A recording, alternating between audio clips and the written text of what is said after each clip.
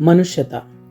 हिंदी के राष्ट्र कवि श्री मैथिली शरण गुप्त जी के द्वारा लिखी गई यह कविता मनुष्य को केवल अपने लिए ही नहीं बल्कि अपने साथ रहने वाले दूसरे मनुष्यों के लिए भी जीने या मरने का संदेश देती है।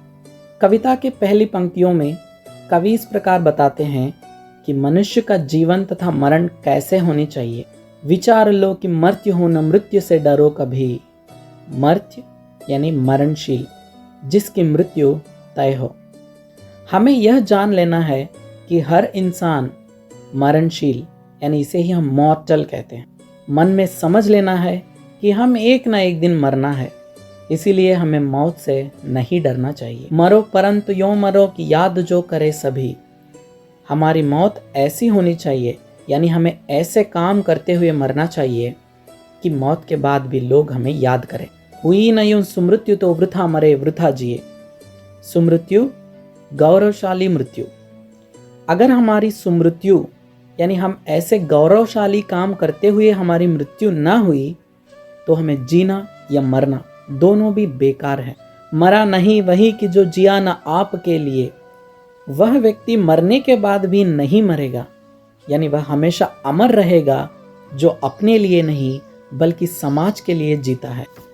वही पशु प्रवृत्ति है कि आप ही चरे। पशु प्रवृत्ति पशु का स्वभाव। सिर्फ अपने बारे में ही सोचना पशु का स्वभाव होता है। मनुष्य तो दूसरों के बारे में भी सोच सकता है। वही मनुष्य है कि जो मनुष्य के लिए मरे। सच्चा मनुष्य वही होता है जो दूसरे मनुष्यों के लिए जीता और मरता है। आप इन पंक्तियों के भाव को इस माइंड मैप की सहायता से याद कर सकते हैं। इस संसार में हर मनुष्य मरणशील है। हमें ऐसी मृत्यु होनी चाहिए जब हम मरने के बाद भी लोग हमें याद करें। अगर हमारी सुमृत्यु ना हुई तो जीना और मरना व्यर्थ है। अपने बारे में ही नहीं समाज के बारे में सोचने वाला अमर रहेगा। सिर्फ अपने बारे में सोचना पशु की प्रवृत्ति कहलाती है। दूसरे मनुष्यों के लिए जीने और मरने वाला ही सच्चा मनुष्य होता है। इस माइंड मैप को देखते हुए आप एक बार कविता को दोहराइए तो दिल में बैठ जाएगा। विचार लो कि मर्त्य हो न मृत्यु से डरो कभी। मरो परंतु यों मरो कि याद जो करे सभी। हुई न यूं सुमृत्यु तो वृथा मरे वृथा जिए। मरा नहीं वही कि जो जिया न आपके लिए। वही पशु प्रवृत्ति है कि आप ही चरे। वही मनुष्य है कि जो मनुष्य के लिए मरे। कविता की अगली पंक्तियों में कवि उदार व्यक्ति की महानता का वर्णन कर रहे हैं। उदार व्यक्ति जो आत्मीय स्वभाव वाला एवं दूसरों पर दया दिखाने वाला। उसी उदार की कथा सरस्वती बखानती। बखानती का अर्थ है वर्णन करती है। उदार व्यक्ति की कथा हमें किताबों में वर्णित होती है। उसी उदार से धरा कृतार्थ भाव मानती। कृतार्थ भाव आभारी। धरती उस उदार के जन्म लेने से आभारी होती है। उसी उदार की सदा सजीव कीर्ति पूजती। कीर्ति यश या महानता। उदार व्यक्ति की कीर्ति यानी उसका यश हमेशा के लिए गूंजती रहती है तथा उसी उदार को समस्त सृष्टि पूजती। सारी सृष्टि यानी सारा जग उदार व्यक्ति के सम्मान में शामिल रहता है। अखंड आत्मभाव जो असीम विश्व में भरे। उदार व्यक्ति अखंड आत्मभाव यानी अपनत्व की भावना को इस सारे विश्व में भर देते हैं, यानी लोगों के बीच शांति या भाईचारे को फैला देते हैं। वही मनुष्य है कि जो मनुष्य के लिए मरे। वही सच्चा मनुष्य है जो दूसरे मनुष्यों के लिए मरता और जीता है। इन पंक्तियों का माइंड मैप। उदार की कथा को सरस्वती बखानती है। उदार के जन्म लेने से धरती आभारी होती है। उदार व्यक्ति की कीर्ति सजीव रहती है। सारी सृष्टि उदार व्यक्ति को पूजा करती है। अखंड आत्मभाव उदार व्यक्ति दुनिया में फैलाता है। दूसरे मनुष्यों के लिए जीने और मरने वाला ही सच्चा मनुष्य है। माइंड मैप को देखते हुए कविता को समझिए। उसी उदार की कथा सरस्वती बखानती। उसी उदार से धरा कृतार्थ भाव मानती। उसी उदार की सदा सजीव कीर्ति पूजती तथा उसी उदार को समस्त सृष्टि पूजती। अखंड आत्मभाव जो असीम विश्व में भरे। वही मनुष्य है कि जो मनुष्य के लिए मरे। कविता की अगली पंक्तियों में कवि उदार व्यक्तियों के ऐतिहासिक प्रमाण यानी हिस्टोरिकल एविडेंस दे रहे हैं। क्षुधार्त रंति देव ने दिया करस्त थाल भी। क्षुधार्त भूख से पीड़ित, करस्त हाथ में पकड़ा हुआ।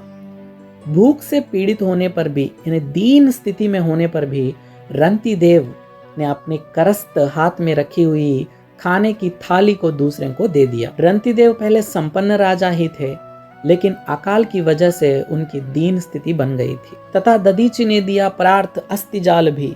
महर्षि दधीची ने परार्थ यानी दूसरों की भलाई के लिए अपना अस्थिजाल यानी रिब केज को दान कर दिया। दधीची ने राक्षस के संहार करने के लिए वज्रायुध बनाने में इंद्र को सहायक बने। उशीनर क्षितिश ने स्वमांस दान भी किया। क्षितिश राजा, उशीनर राज्य के राजा, उनका नाम है शिवी। इन्होंने कबूतर की जान बचाने के लिए अपने शरीर का मांस यानी फ्लश को दान कर दिया। सहर्षवीर कर्ण ने शरीर चर्म भी दिया।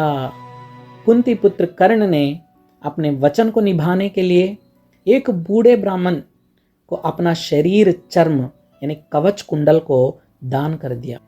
अनित्य देह के लिए अनादि जीव क्या डरे। हमारा देह अनित्य यानी किसी ना किसी दिन नाश होने वाला नश्वर शरीर है। इसके लिए आदिकाल से आता हुआ जीव यानी आत्मा क्यों डरना चाहिए। वही मनुष्य है कि जो मनुष्य के लिए मरे। वही सच्चा मनुष्य होता है जो दूसरे मनुष्यों के लिए मरता और जीता है। इन पंक्तियों का माइंड मैप। आखिरी थाली दान कर दिया रंती देव ने, अपने हड्डियों को दे दिया दधीची ने, स्वमांस को दान कर दिया राजा शिवी ने, अपने कवच को दान कर दिया कर्ण ने। नश्वर होने वाले देह के लिए अमर होने वाली आत्मा क्यों डरना चाहिए। दूसरे मनुष्यों के लिए जीने और मरने का ख्याल रखना चाहिए। अब इस माइंड मैप को देखते हुए कविता को दोहराइए। क्षुधार्थ रंति देव ने दिया करस्त थाल भी, तथा दधीची ने दिया परार्थ अस्थिजाल भी। उसी नक्षितिश ने स्वमांस दान भी किया। सहर्ष वीर कर्ण ने शरीर चर्म भी दिया। अनित्य देह के लिए अनादि जीव क्या डरे। वही मनुष्य है कि जो मनुष्य के लिए मरे। अगली पंक्तियों में कवि मनुष्य की सच्ची संपत्ति के बारे में वर्णन कर रहे हैं। सहानुभूति चाहिए महाविभूति है यही। सहानुभूति यानी दूसरे व्यक्ति पर दया दिखाने का गुण। महाविभूति महान संपत्ति। सहानुभूति ही हर मनुष्य के लिए एक सच्ची संपत्ति है, ना कि दुनिया में होने वाले पैसे आडंबर नहीं। वशीकृता सदैव में बनी हुई स्वयं मही। मही यानी धरती। वशीकृता वश में कर लेना। धरती उसके वश में रह जाएगी जिस व्यक्ति में सहानुभूति होती है। विरुद्धवाद बुद्ध का दया प्रवाह में बहा। गौतम बुद्ध इतने दयामय थे कि लोक कल्याण के लिए वे दुनिया के नियमों को विरोध चलकर लोगों पर दया बरसाया। विनीत लोक वर्ग क्या न सामने झुका रहा। लोक वर्ग यानी समाज, सोसाइटी। विनीत विनय के साथ। सो बुद्ध की करुणा को देखकर समाज के सभी वर्गों के लोग उनके सामने झुक गए, यानी विनीत बन गए। आहा वही उदार है परोपकार जो करे। परोपकार यानी दूसरों की भलाई करने वाला। वही उदार कहलाता है जो परोपकार करें यानी दूसरों की भलाई करें। वही मनुष्य है कि जो मनुष्य के लिए मरे। वही सच्चा मनुष्य है जो एक दूसरे मनुष्यों के लिए जीता और मरता है। इन पंक्तियों का माइंड मैप। सहानुभूति ही महान संपत्ति है। इसकी वजह से हम धरती को वश में कर पाते हैं। समाज गौतम बुद्ध के दया प्रवाह में बहा। सभी लोग उनके सामने विनीत हो गए। परोपकार रहने वाला ही सच्चा उदार कहलाता है। दूसरे मनुष्यों के लिए जीने और मरना वाला ही सच्चा मनुष्य कहलाता है। कविता इस प्रकार है। सहानुभूति चाहिए महाविभूति है यही। वशीकृता सदैव में बनी हुई स्वयं मही। विरुद्धवाद बुद्ध का दया प्रवाह में बहा। विनीत लोक वर्ग क्या न सामने झुका रहा।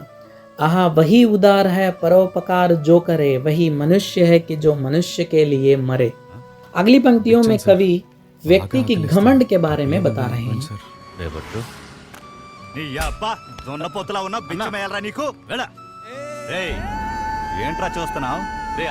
रहो न भूल के कभी मदांध तुच्छ वित्त में।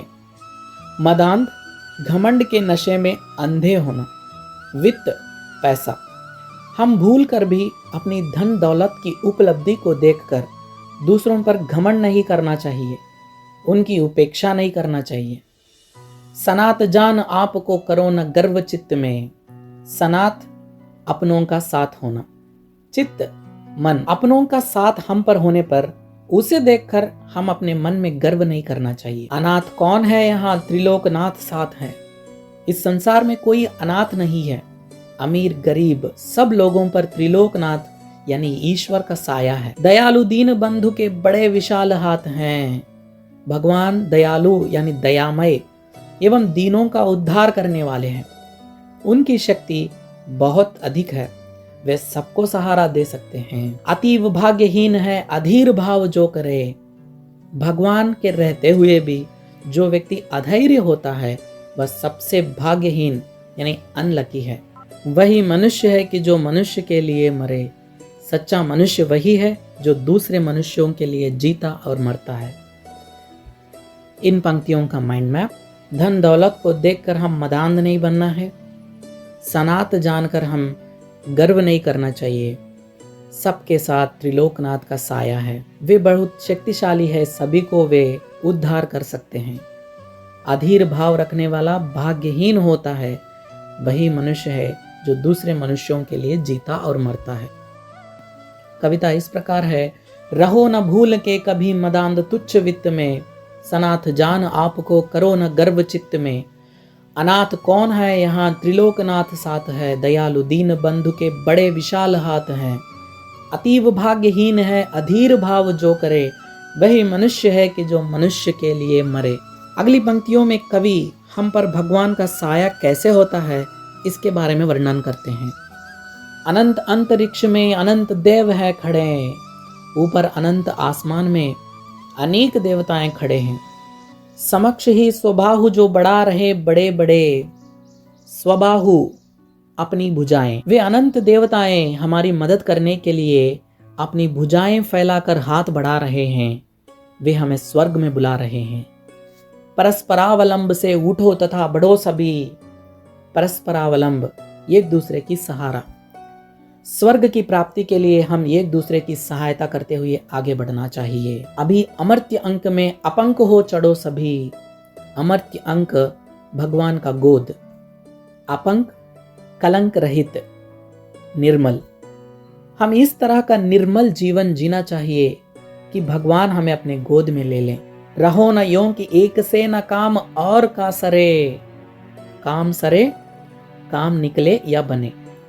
हम ऐसे ना रहना चाहिए कि हमारे होते हुए किसी का काम ना बने। अर्थात एक दूसरे का काम बनने में हम सहायक होना चाहिए, बाधित नहीं। वही मनुष्य है कि जो मनुष्य के लिए मरे। सच्चा मनुष्य वही है जो दूसरे मनुष्यों के लिए जिए या मरे। इन पंक्तियों का माइंड मैप। अनंत आसमान में अनेक देवताएं हैं। हमारी मदद के लिए वे अपने स्वबाहु बढ़ा रहे हैं। परस्परावलंब से हम आगे बढ़ना है। भगवान की गोद में जाने के लिए अपंक रहना है।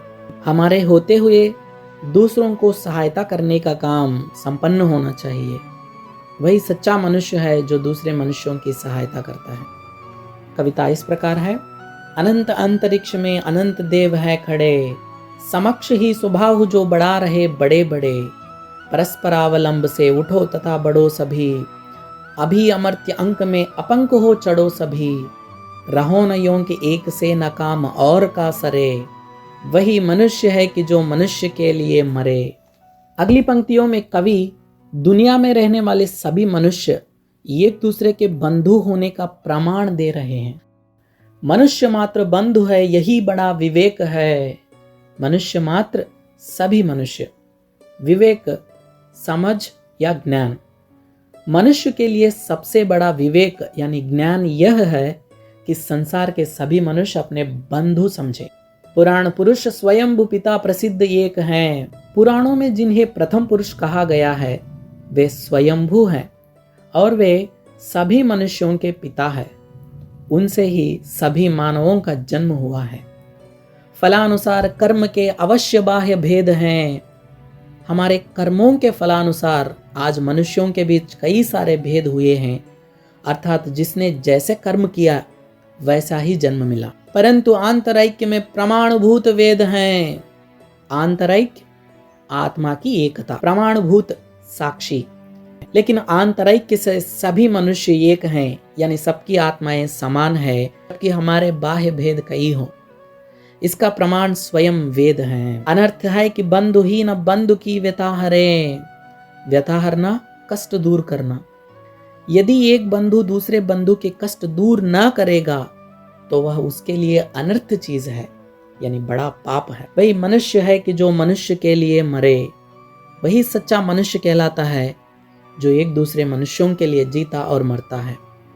इन पंक्तियों का माइंड मैप। हर मनुष्य एक दूसरे का बंधु है, स्वयंभू सबके पिता है। हमारे फलानुसार, हमारे कर्मों के फलानुसार हमें बाह्य भेद हैं, लेकिन हमारी सब आत्माएं एक हैं, इसके प्रमाण वेद हैं। एक बंधु दूसरे बंधु की व्यथा ना हरेगा तो उसके लिए वह पाप है। वही सच्चा मनुष्य कहलाता है जो दूसरे मनुष्यों के लिए जीता और मरता है। कविता इस प्रकार है। मनुष्य मात्र बंधु है, यही बड़ा विवेक है। पुराण पुरुष स्वयंभू पिता प्रसिद्ध एक है। फलानुसार कर्म के अवश्य बाह्य भेद हैं, परंतु आंतरैक्य में प्रमाणभूत वेद है। अनर्थ है कि बंधु ही न बंधु की व्यथा हरे। वही मनुष्य है कि जो मनुष्य के लिए मरे।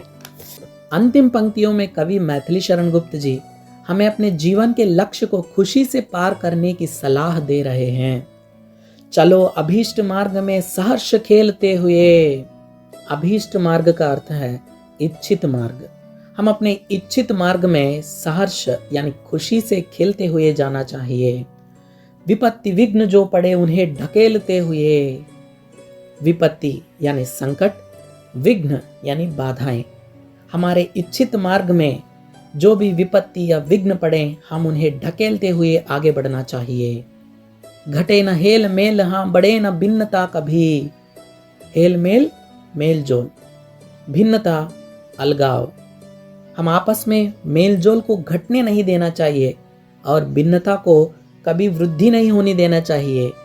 मनुष्यों के बीच कोई अंतर नहीं रहना चाहिए। अतर्क एक पंथ के सतर्क पंथ हो सभी। अतर्क बिना किसी तर्क के, पंथ मार्ग, सतर्क पंथ सावधान यात्री। हम अपने मार्ग में बिना किसी तर्क वितर्क से आगे बढ़कर एक सावधान यात्री बनना चाहिए। तभी समर्थ भाव है कि तारता हुआ तरे। समर्थ भाव, शक्तिशाली भावना। तारना, उद्धार करना यानी समृद्ध करना। अपनी उन्नति के साथ दूसरों की भी उन्नति करते हुए जाएंगे तो हम शक्तिशाली बन सकते हैं। वही मनुष्य है कि जो मनुष्य के लिए मरे। वही सच्चा मनुष्य होता है जो एक दूसरे मनुष्यों के लिए जीता और मरता है। इसका माइंड मैप। हम अपने अभीष्ट मार्ग में खेलते हुए जाना चाहिए। उस मार्ग में विपत्ति और विघ्न को हम ढकेलते हुए जाना चाहिए। हेल मेल को घटने नहीं देना, भिन्नता को बढ़ने नहीं देना। हम बिना किसी तर्क वितर्क के साथ सतर्क बनना चाहिए। जब हम अपने उद्धार करते हुए और दूसरों के भी उद्धार करेंगे वो हमारे लिए समर्थ भाव है। वही सच्चा मनुष्य कहलाता है, दूसरों के लिए जीता और मरता है। कविता इस प्रकार है। चलो अभीष्ट मार्ग में सहर्ष खेलते हुए। विपत्ति विघ्न जो पड़े उन्हें ढकेलते हुए। घटे न हेल मेल, हाँ बढ़े न भिन्नता कभी। अतर्क एक पंथ के सतर्क पंथ हो सभी। तभी समर्थ भाव है कि तारता हुआ तरे। वही मनुष्य है कि जो मनुष्य के लिए मरे।